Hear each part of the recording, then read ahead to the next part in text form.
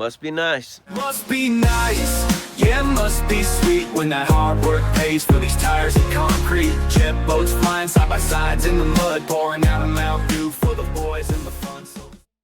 Well, I broke my back. Maybe this video will keep you from breaking yours. I'm not sure if it'll be educational enough to prevent that or just shed some light on that, but I'm gonna show you the video of me breaking my back. We'll go over that. You can see the full day, the full experience on the R3 page. I'm not gonna give you the full day. I'm just gonna show you the actual clip of me breaking my back, kind of evaluate it and go over that. So instead of me landing in this, say, incline or downward slope, I landed right in the pocket, and there was like a divot there, and it's hard to see in the video, but you'll see that it actually frames out. I think I traveled probably 90, 100 foot, and it's about 30 foot down, if you know my calculations type deal. I'll give you a quick one. I'll show it like real time, and then we'll show it in slow-mo, and then I'll show you it actually on the screen. These same footage is not me filming from my phone, but there it is, long distance, boom, frames out. Here it is in slow-mo. You can see it just completely frames out. See my head drop down a little bit. None of that's ideal, but like you can see from the video, it doesn't look that bad. Like I said, I'll show it again. It doesn't look that bad. It doesn't look like it should have broke my back, I agree, but it did. In my defense, what happened is there was a YXZ that went right in front of me. He barely jumped, and I felt like I didn't want to be that guy and like all these people watching and then just take my turn and not jump. I wanted to jump it. I didn't want to land at the bottom. I didn't want to break my back, but that's how these things happen. Let's shed some light on that. Let's get some safety and some information out there for everybody. So hopefully I can prevent at least one person from breaking their back or doing this, and maybe myself is included. So we'll go over all my cars, the seats and all that stuff. Give some education and not be as boring as hell, but yeah, it is what it is, man. We need this stuff. Here's the machine, stock suspension, RS1. It's actually got a 2018 Polaris Turbo Razor power plant. Andy Myers is the one that did all the work on this thing. It's a sweet rig. This thing is an animal for what it is. Really only drove it a handful of times. We took it out to, one of my main intentions of buying this thing was really to take it to the dunes. So took it to the dunes, went out there, hammered on it a very short period of time, broke my back. Well, that's where we land. So, like I said, it's stock suspension. I kind of jacked it up, just put some preload in it, ran the compression all the way down, and that's about all I could do with this thing. That's how we went to the dunes. That's where it went. The seat video is not about brands. I'm not here to talk about anything to do more than the basics and functions of the seat and harnesses and all that. This is the seat that's in the buggy. Like I said, take the brand out of it. It's just a full containment seat, aluminum, light foam, probably about 2.5 inches thick. And I'm gonna take that out here in a minute, just kind of go over some things, but I feel like there's not a lot of information, and then there's a ton of keyboard warriors on there that as soon as you post a video, oh, there's no way you broke your back doing that, and oh, you should have had a suspension seat, and I feel like a lot of false information. So it'd be cool if we can get everybody in the comment section to tell us like what their opinion is on this. Hopefully shed some light for other people and myself to where this don't happen again. But here's the deal. These seats, this particular seat comes in 2 different degrees. It's 10 degree and 20 degree. And so how I understand it, that's the base of the seat compared to the floor. I haven't set a gauge on this or anything else, but I'm betting this is gonna be less than 10 degrees. This thing's sitting straight up. Yeah, I'm not sure if that played in a role of my compression fracture. Basically, retouch on that. I had a compression fracture on 7 and 8, which is like basically the middle of your back. My x-ray shows that they're supposed to be like a square, and it actually squashed them down to look like, say, a squashed marshmallow, that where if you were to bring your fingers back apart, how it expands, that's about how my 2 vertebrae look. But touching back base on this, my understanding is it goes from 10 degrees, 20 degrees on this seat. I think this is going to be less than 10, and I feel like that played some part in it. I'm actually going to sit in this thing and show you some of what I think my failure points as far as the seatbelt, because to give you a little more education that I know, the facts that I know, is this harness bar, when you're in the car, your seatbelt should be exactly level or within 4 degrees down of your upper shoulder blades. And then actually your 4-point, which I can tell you this one's not in the right point because it's way in front. They say your 5th point rather, your 5th point should be mounted about where your torso is. Well, like this is about where my quads are here. Another thing I noticed, because after I got hurt, I just took off my harness, never readjusted anything. And now it's been readjusted since. But since then, I've noticed that when I sit in this buggy and fully tighten down, it actually comes up against this strap. So I'm wondering if it kind of gave me a false sense of tight and I'm actually was wiggling around, which I'm about to find all this stuff out. I'm gonna have my wife hold the camera and kind of videotape me getting in the car. I'll position and go over that stuff. All right, let me get seat belted in here. But before I do, I got an angle finder here. I'm gonna throw an angle finder on the seat. My prediction is this seat is gonna be a lot less than 10 degrees. This particular seat, they only marketed in 2 that I could find, 10 degree and 20 degree layback. And my interpretation of that is basically from the ground or the floor, the layback of the base of the seat. So I'm gonna pull back this. Obviously it's got a kickback like knee bolster. This flat surface is what we're gonna go off of. So I'm gonna take this angle finder, back to zeroed out.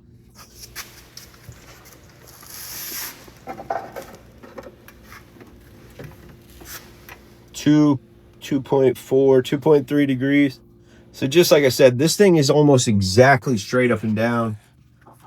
I'm not saying that's broke my back. I don't want to see all that in the comments. I'm not saying just because the seat's broke straight up and down, that's why I broke my back. But I'm thinking some of the signs, this is just how my mind's working. If this being straight up and down, it's just taking my body, when I land, you got to envision me sitting down, it's just taking my body and just straight squashing me, just straight down. Where if I were to have some sort of lean back, I feel like that energy would almost transfer to my legs and I could almost hold my body into the floor. I don't know that, but this is some of my interpretation of me reading and kind of just trying to educate myself on this. Like I said, now I'm going to get in it. I kind of have a feeling that the seat belts are going to end up tightening up before I get them actually tight. I think it's going to give me a false sense of tight. And like I mentioned earlier in the video, I already know from the reading I've done now, this seat, instead of it mounted up front, like near my legs, should actually be back near my torso. So that's a negative there. Obviously, we'll get seatbelt in here. And this is how I was when I broke my back. Like I said, unfortunately, I wasn't wearing a helmet. I'm not promoting not wearing a helmet, but I think that scenario, I was actually in a better situation with not wearing a helmet. So, like I said, all this is, I took it for granted. I bought this thing off a buddy, and not blaming anybody, it's no one's fault. He didn't buy this thing to race or do any of this stuff. It was just, all this stuff was kind of thrown in. I just got in it and went and had some fun, but this is where, like I said, I took it for granted. So, same thing, this crotch strap, my interpretation is it's not completely tight, but you want it to where this, once you tighten down this gut strap, it's not just riding up on you and coming way up on your chest. So I'm gonna tighten down this first. These are nice and tight. Yep, see, I'm gonna pull down, like that one never got loosened, but I'm gonna pull down as tight as I can. And it's doing exactly what I said. It's actually coming back on the webbing here and not allowing it to tight, but I'm pretty tight. Regardless of that, I'm still pretty tight. But I'm gonna get Kate here while we're on camera. Let's see if I can pull this thing back out of my pocket. I want her to throw, because I visually can't see it, but throw this angle finder on the actual strap, the angle from this to here, and I don't even know if there's enough material to do this, but I can just feel it. This harness bar is actually higher than my shoulder line. Well, what that's doing is, instead of it holding me into place, you got to think if it's higher, now I got this basically a triangle between my shoulder and this point. When I'm actually traveling the air, it allows me to exaggerate it now. You got to think a lot of this is going to be a lot stronger than what I can apply right now, but this is going to make me rise up, and I can do it right now. So now my butt is literally about 2 inches off the ground with the harnesses as tight as I can get in this situation. So you got to think, I just rose, land, slam down, everything compresses. I'm straight up and down now. Boom, a small impact becomes a big injury. This is what we're trying to prevent. I think another problem on my end is I should have had these seat things, and like I said, I'm gonna have her throw it on, but I can just feel it. I don't know if there's enough material or whatever, but maybe she can get a reading off this. What you got there, babe? It says 11. Okay, so that's So it's gonna be, positive. so it's a positive. And like I said earlier in the video, it should be 0 to -4 degrees down. So like I'm in a not an ideal situation.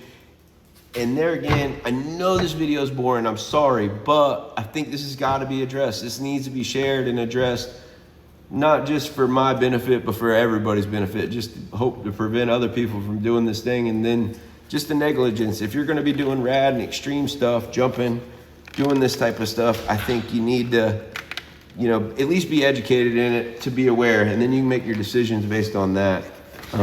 These things need a little WD-40, but I think that's the story of all my straps. But yeah, so big picture, I'm out probably 13 or 14 weeks total without me being in the side-by-side jumping. I think that's gonna be my goal for myself, to keep out of the side-by-side jumping. Already been in the legend car, been back in the boat. Wife keeps saying it's not doctor approved, but Dr. Sir Crazy is winning every time, and his suggestion is to keep living life, baby, and that's what I'm doing. I don't know. Like I said, I'm sorry about the boring video. This is just an education. Maybe not education for me, but hopefully someone in here will comment and chime in and give us all some light on this, and maybe make me and everybody else look like an idiot. I'll walk you over to the turbo car. I got a couple different setups actually. I got NRG seat, which is a fiberglass frame seat that's got some foam. Like I said, this ain't about the brands. Let me take out the NRG, just a fiberglass frame seat that's got a few inches of foam in it. And then I got this aluminum seat here that has the foam just like the last seat I showed. But honestly, prior, you know, this is way prior to me breaking my back or whatever. This is just how I was thinking. I had added one of them gel old man like computer pads that are underneath, but this thing is so soft, it might be hurting me as well. And this is kind of why I'm making this video. I hope someone can shed some light, but I do know my harness bar actually goes back to the back of the car, you know, so that's near my torso. And you can see my back harness bar is going to be below my shoulder blades, because obviously I'm going to sit in here. I'm not sure if this is 100% right either. We'll walk over here to this, and it's kind of funny because the legend car, now I'm not jumping, so like, you know, give me a break on the legend car, but the legend car literally has the Summit cheap plastic. I mean, if you can pick this, if you can actually drive to Summit, I think you can leave it out of the door for like 60 or 70 bucks. So definitely can't expect too much of that, but there's that style seat. Here's the same exact seat I got in the turbo car. It just completely naked, and it's just loose in there, just to kind of mock up this car. But I'd like to find this information out before I mount this seat. That'd be cool. And this is the other fiberglass frame seat that's in here. I really like this seat. It's comfortable. I actually had a upholstery guy in town, local in Holly Hill, redesign this pad. That way it'll kind of fit my legs. That way I don't know, I'm short, so like the bolster on that was so high factory, ended up making it funny on the clutch and stuff. So there's this style seat, which is still not a suspension seat. 2 aluminum seats, the plastic seat. I got a variety, but still nothing to show a suspension seat, unfortunately. All right, I thought it was a little redundant, me getting in the turbo car and the green car and showing you the setup. Kind of irrelevant. Let's just get to the bottom of what's right and what you're supposed to do. and the best thing for jumping in these side-by-sides. I got 2 more pieces of the equation here to try to add to it. This is just the seat foam or seat cover and foam that comes with that seat. And like just for reference, this is the base where your legs go. So your quads are kind of here. This don't even really protect your butt area. You can see this foam is really, it's almost nothing. It squeezes really easy. And then this is I actually got 2 of these, one for each buttocks in the turbo car. And that thing is literally just set underneath this cover. So it would kind of go something like this on each side. And then it gives me a little extra. Now this is like a gel, so you can push it all together. It's a little more resilient than that. I'm not sure if this is the answer either. They make a thing called proprietary multi-density foam. And basically it makes it where as you increase pressure, it increases firmness. UPR, I think, is the one that I seen make it. They advertise it for like desert racing and stuff. Maybe that might be the solution. Take this pad back out of the seat cover, install that multi-density foam setup in here, and maybe that will give you a little more cushion when you, say, take an impact. My understanding on the suspension seat, I didn't touch on that, but my understanding is that's almost just as bad for you too, because you're now, when say you compress that whole side by side, you know, it works through the valving of the shocks and the springs at that point. Once you go past that, you bottom out, well, now you're working off these basically strings, which is the suspension seat, and that's going to increase that speed. Now you actually, so that short distance and then things can, you know, go, you increase that speed, actually, then you go to a bottom out point, and at that point, your harnesses and everything come loose. So I'm not sure if that's the answer for jumping either. I think that's more of a comfort thing, rock crawling. Say you're just cruising and you're wanting to not destroy your back from that side of it. I don't think it's really the jumping aspect of it, but who's got the right answer for this? Who's got the, hey, you need to do this. This is a supporting fact of this. This is why you need this, period. Like, whether it be a suspension seat, whether it be a fiberglass seat, whether it be you have to be specifically molded to the seat or you ain't got a chance. I'm not looking for the best value. I'm looking for the best answer. So, yeah, if you can give me some information on that, that'd be sweet. Chime in on this stuff.